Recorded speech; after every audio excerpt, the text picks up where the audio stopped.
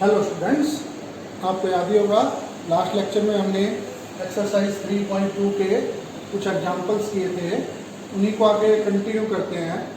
Example number 22 है कि if G be an non abelian group, अगर G एक नॉन एबिलियन ग्रुप है जिसका ऑर्डर है पी क्यू, जबकि P क्या है, प्राइम नंबर है, नॉन एबिलियन ग्रुप है और उसका ऑर्डर कितना है, P Q, P prime number है, तो प्रूव करके दिखाना है उसके सेंटर में कितने एलिमेंट होंगे, पी एलिमेंट होंगे, मतलब ऑर्डर ऑफ जेड जी कितना होगा, पी होगा।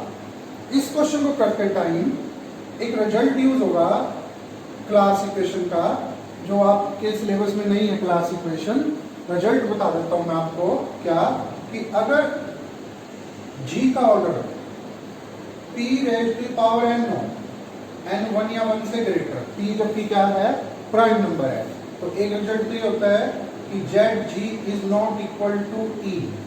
ZG is not equal to E मतलब कि ZG में एक से ज्यादा क्या होंगे, एलिमेंट होंगे। E तो होता ही है ZG में हमेशा, जब वो लिख रहा है कि ZG not equal to E, it means ZG के अंदर कम से कम कितने एलिमेंट होंगे, कम से कम 2 एलिमेंट होंगे। और एक रिजल्ट इससे बनता था कि if order of G equal to P square, तो G कैसा होता है, आपका एबिलियन ग्रुप होता है।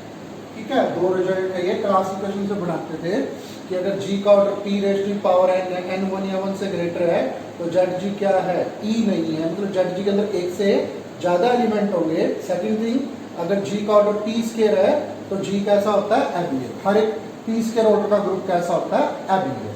तो इस क्वेश्चन में मेरे को इसकी जरूरत पड़ेगी। देखिए क्या है, G एक नॉन एबिलियन ग्रुप दिया हुआ है, उसका ऑर्डर क्या है, p cube. Order of G है क्या, p cube, where G is non abelian. अच्छा, now ZG being sub group of group G,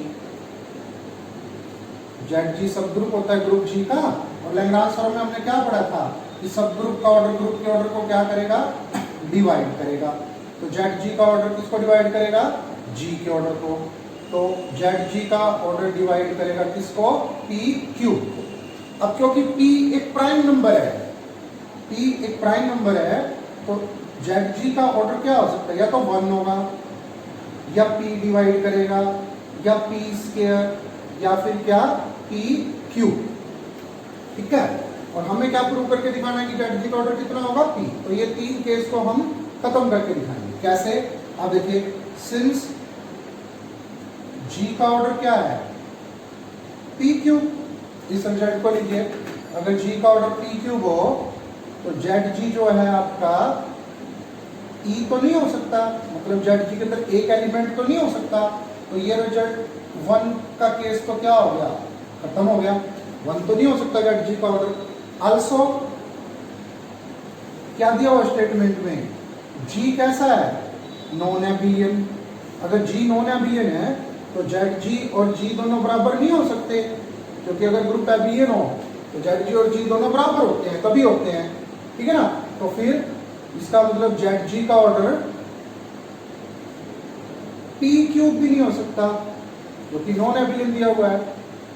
तो ये 2 केस तो हट गए। अब कौन सा केस रह गया खत्म करने को, केस रह गया हमारा सिर्फ क्या, P स्क्वायर वाला। कैसे, देखिए, नाउ इफ अगर ZG का ऑर्डर P स्क्वायर है तो quotient group G by ZG का कितना होगा। क्या फार्मूला होता है फाइनाइट ग्रुप के केस में, order of G by order of ZG, यानी कि P cube by P square equal to P। P तो क्या है, एक प्राइम नंबर है, तो देखिए G quotient group G by ZG का ऑर्डर हो गया प्राइम नंबर, और हमें पता है every group of prime order, every group of prime order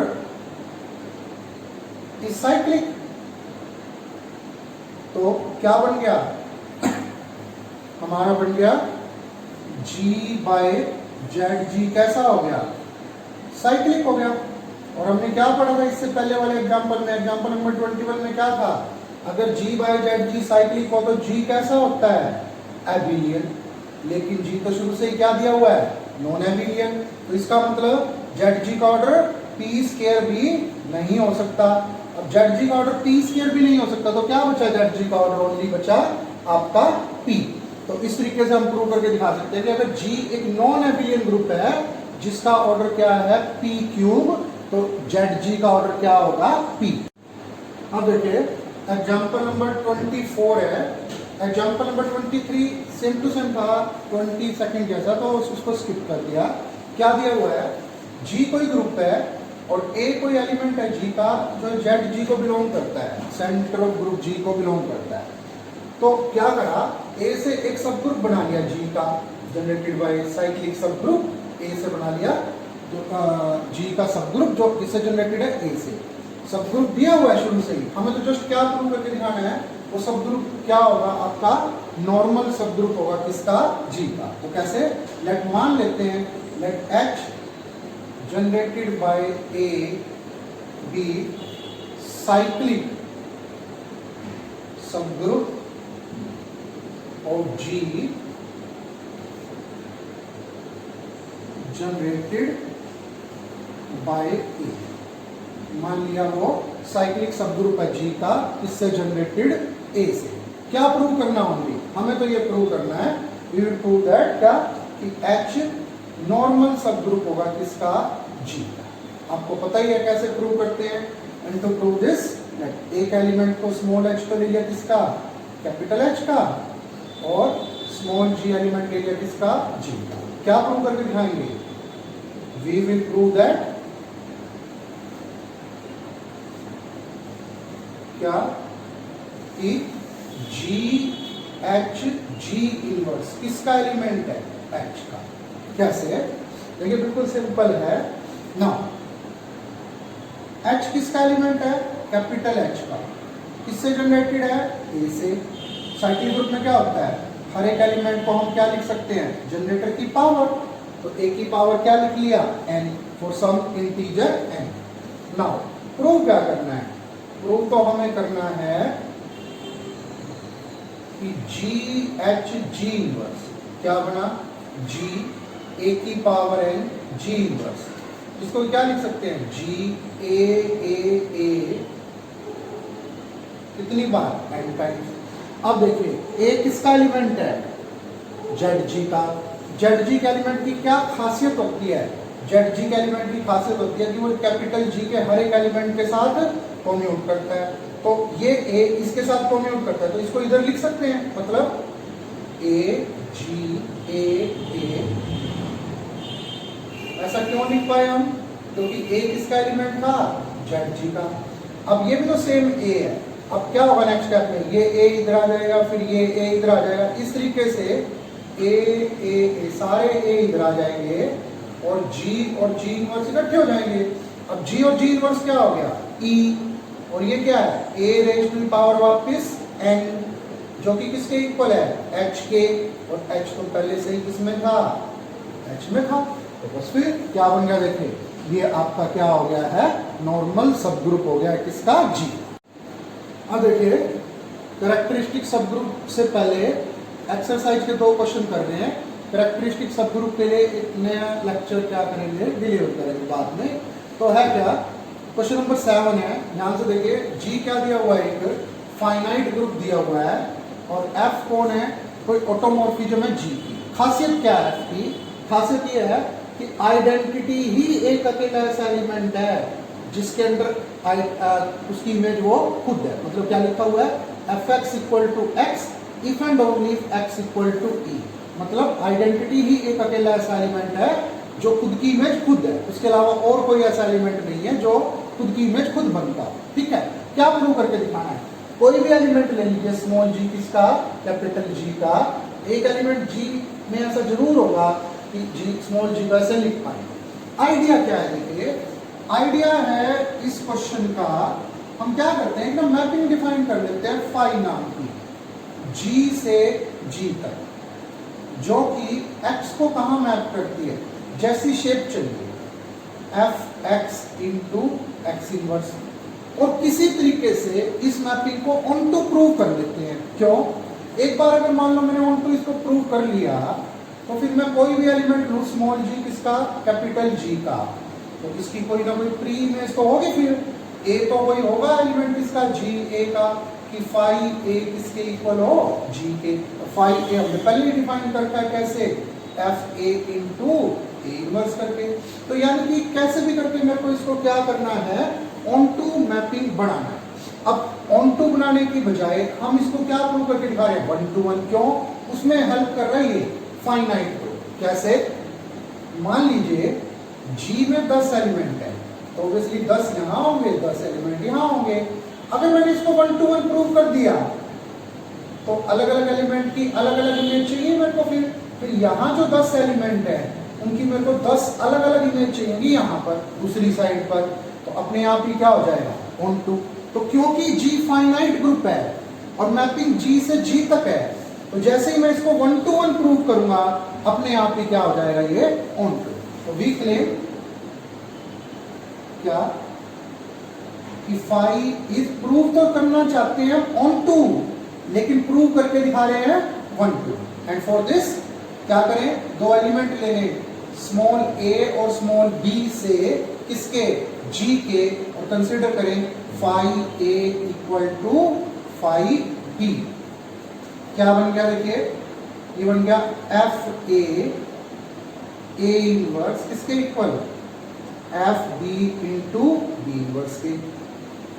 क्या करते हैं, एफ बी के इनवर्स से तो प्री मल्टीप्लाई और ए से पोस्ट, एफ बी के इनवर्स से तो प्री मल्टीप्लाई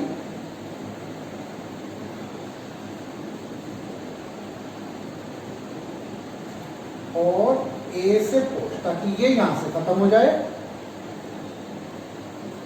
एफ बी के इनवर्स से तो पोस्ट मल्टीप्लाई और ए से, ये देखिए यहां से तो ए खत्म हो जाएगा और यहां से एफ बी, और ये आपका बन गया F B inverse F A, और ये हो गया बी इनवर्स ए, क्योंकि एफ ऑटोमॉर्फिज्म है तो B inverse A equal to B.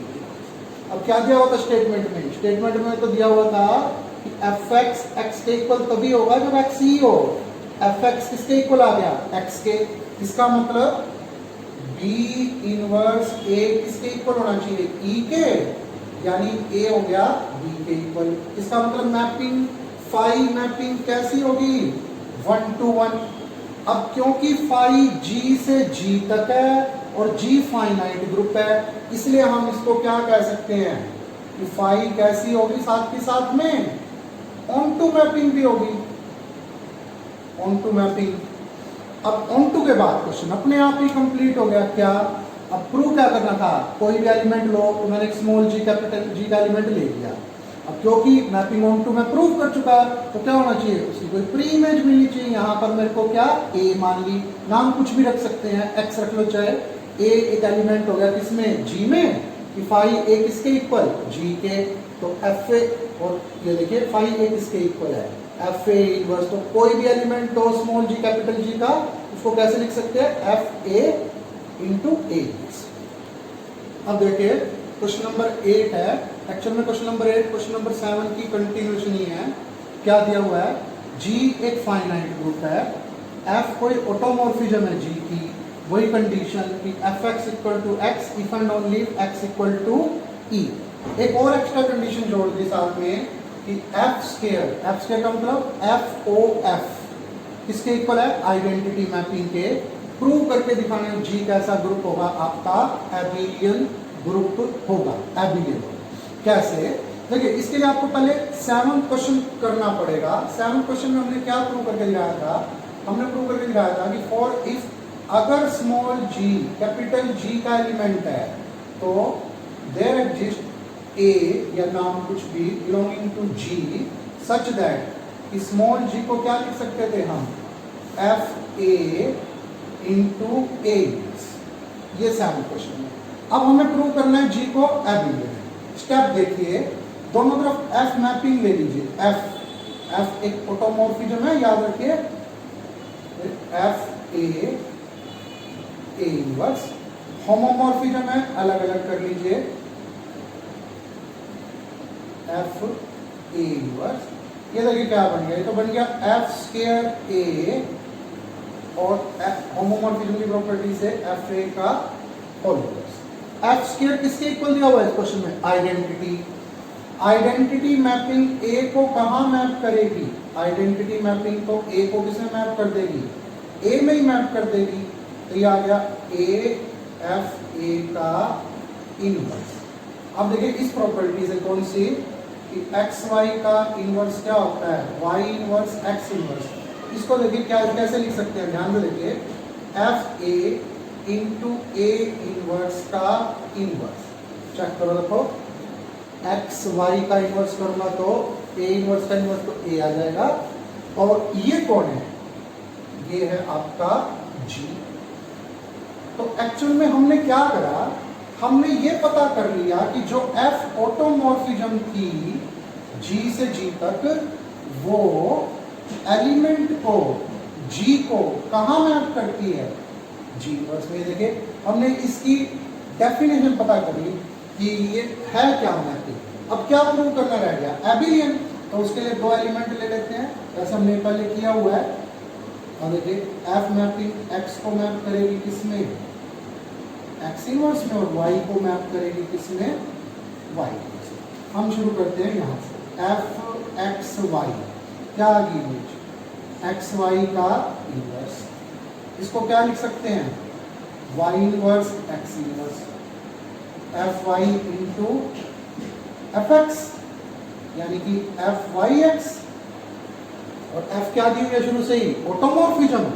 Automorphism यानी 1 to 1। 1 to 1 में क्या होता है? F A equal to F B हो तो ए इक्वल टू, तो देखिए फिर आपका क्या आ गया, इससे पता चल गया कि ग्रुप कैसा ग्रुप है? एबिलियन।